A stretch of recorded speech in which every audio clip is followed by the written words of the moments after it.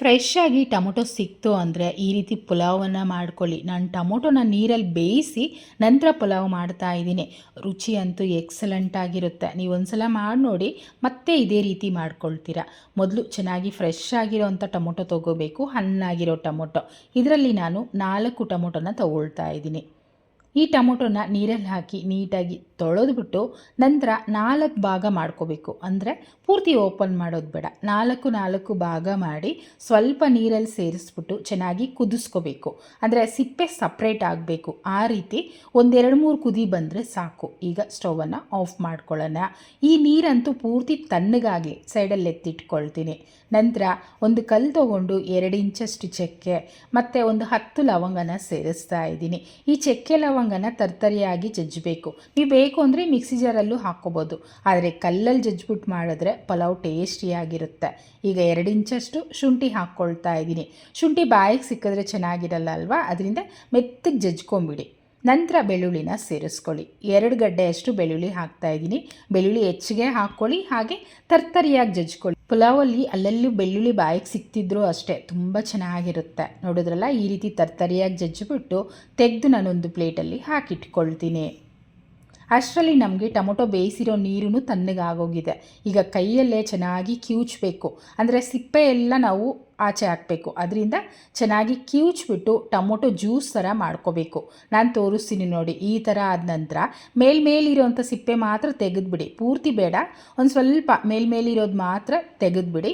ಹಾಗೆ ಈ tomato juice ಅಂತೂ 2 ಗ್ಲಾಸ್ ಆಗೋಷ್ಟು ಮಾಡ್ಕೋಬೇಕು. ನಾವು 1 ಗ್ಲಾಸ್ ರೈಸ್ ಹಾಕಿರೋದಕ್ಕೆ 2 ಗ್ಲಾಸ್ ಜ್ಯೂಸ್ ಬೇಕಾಗುತ್ತೆ. ಪಕ್ಕದಲ್ಲಿಟ್ಟು ಕುಕ್ಕರಲ್ಲಿ ಮಾಡ್ತಾಯಿದ್ದೀನಿ. ಒಂದು 5 ಸ್ಪೂನಷ್ಟು ಎಣ್ಣೆ, 1 ಸ್ಪೂನಷ್ಟು ತುಪ್ಪ ಹಾಕ್ಕೊಂಡು ಬಿರಿಯಾನಿಗೆ ಹಾಕೋಂಥ ಎಲ್ಲ ಸ್ಪೈಸಸ್ನೂ ಹಾಕ್ಕೊಳ್ತಿದ್ದೀನಿ.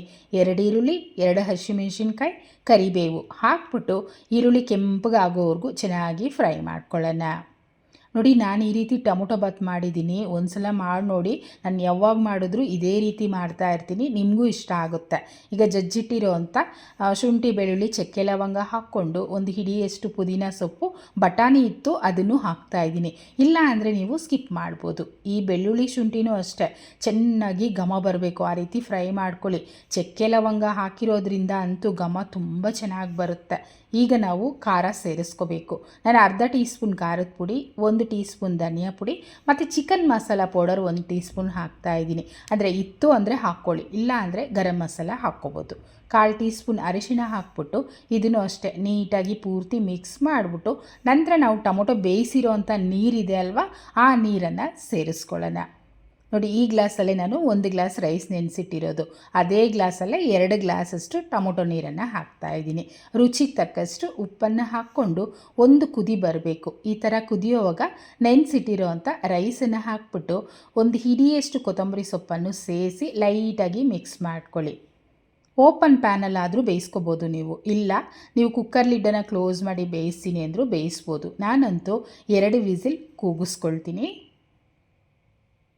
2 ವಿಸಿಲ್ ಆದ ನಂತರ ಈಗ ಓಪನ್ ಮಾಡಿದ್ದೀನಿ. ನೀವು ನೋಡ್ತಾ ಇರ್ಬೋದು, ಸ್ಪೈಸಿಯಾಗಿ ಅಷ್ಟೇ ರೈಸ್ ಬಿಡಿಯಾಗಿ ಮತ್ತು ತಲ ಸಹ ಹಿಡ್ದಿಲ್ಲ. ಗಮನಿಸ್ತಾ ಇದ್ದೀರಾ, ಪೂರ್ತಿ ಸೂಪರಾಗಿ ನಮಗೆ ಪುಲಾವ್ ರೆಡಿಯಾಗಿದೆ.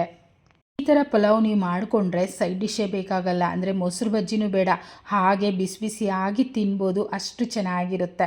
ಬೇಕು ಅಂದರೆ ಸ್ವಲ್ಪ ಮೊಸರು ಬಜ್ಜಿ ಮಾಡೋಂಗಿದ್ರು ಮಾಡ್ಕೋಬೋದು.